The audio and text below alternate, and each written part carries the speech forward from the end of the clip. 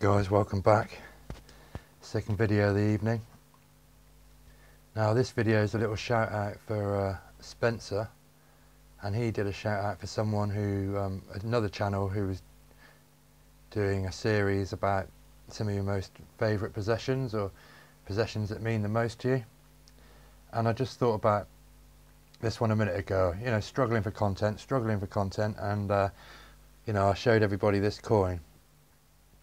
And you know, that does mean a lot to me. So I started to think, what else have I got that means a lot to me? So I thought I'd put this little video together, show the Fistas some of my favourite things. So obviously this one here, this is my watch. Let's try and get it into focus.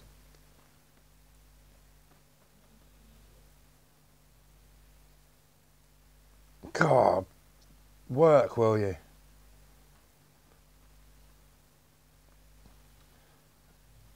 It's not playing ball, guys, it's not playing ball. Holes case, not solid end links, it's an old one, 1999. Explorer 2 16570.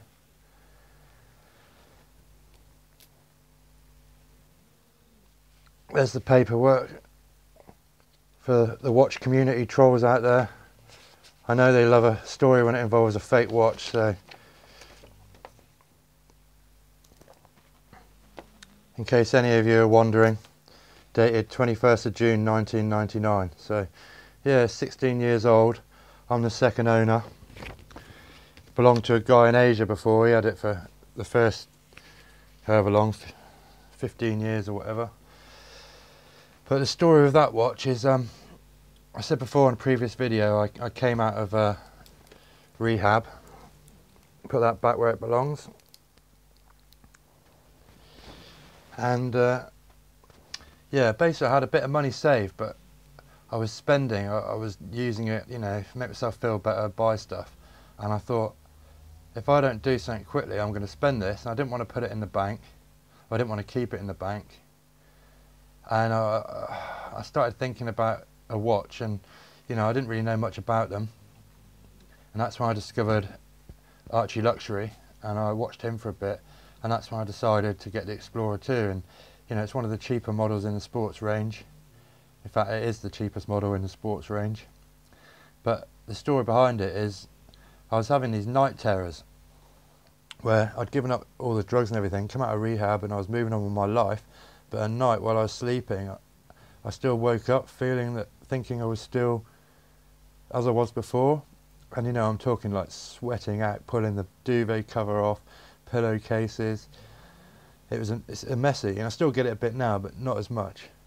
But yeah, I went to speak to the counsellor. I went to the doctors first, and obviously they tried to load me up on tablets, which I didn't want to do. So I went back to the counsellor and spoke to him, and he was suggesting something which kind of reminds me that I'm not in that life anymore, and that's what this watch signifies. You know, when I wake up in the night and think that I'm still in that lifestyle, and you know, I'm still on the streets or whatever, or the police chasing me down, you know, I look down at my wrist, see the watch, and I know that, you know, I'm not in that time anymore. So that it means a lot to me. It does, even though it's just an object.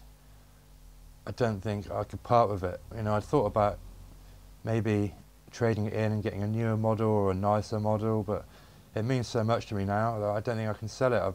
It's been on my wrist for a good few years. It's been around me where I've travelled. Yeah, it means too much to sell, basically. So yeah, that's the story with the watch. Now this here is my, I'm going to make another video all about this one because it's a rare one. But this is a 1989 Chris Reeves Shadow 2, and it's number 3. It's only the third one ever made.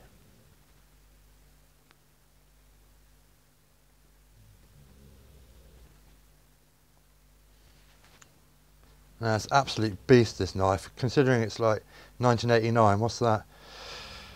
Oh, 27 years old. Looks like it was made yesterday.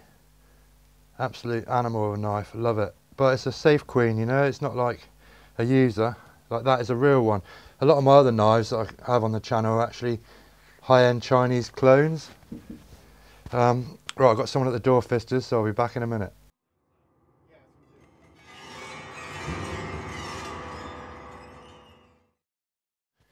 Yes, welcome back. Sorry about that. We had a little guy at the door, good old friend of mine. He's gone now. Right, so what was I talking about? Clone knives, that was it. What do I think about clone knives?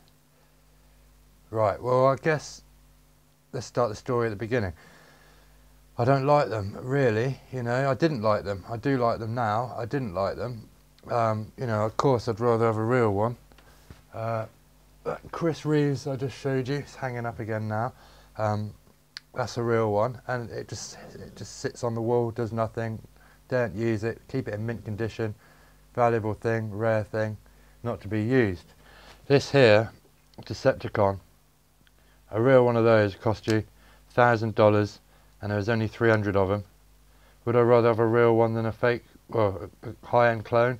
Of course I would, but one of the reasons I ended up getting this is because I didn't really want to pay £1,000 for it, and also customs, you know, even though it's a legal knife, the customs are really funny, and getting things in from America is just a nightmare, you know, it really is. Anyone, I'm sure, you've tried to get things in from America, the customs are all over it. But China, on the other hand, is a different story. I mean, that came through as a low-value camping tool, no charges. This one, they're a bit silly on this one. They put $3 and they put detailed description of contents, and they put card, C-A-R-D. So that ended up getting opened up by customs, but I still got it luckily, even though they put card, you know. It's a bit bloody stupid, wasn't it? But a real one of those, there's one on Items of Beauty if you want a real one, itemsofbeauty.com or .co.uk, it's on there, £1,200, you know. That was like 45 quid off AliExpress. And you know, I can use that for unboxings, use it to cut stuff as a normal knife. A real one, no chance. You think I'm going to cut through cardboard and sellotape with a £1,200 knife? No chance. So yeah, let's go back to this one. This one, I took it all apart, I put it back together again, cleaned it up, oiled it up, and you know, I love it. That is a nice knife. I use it all the time.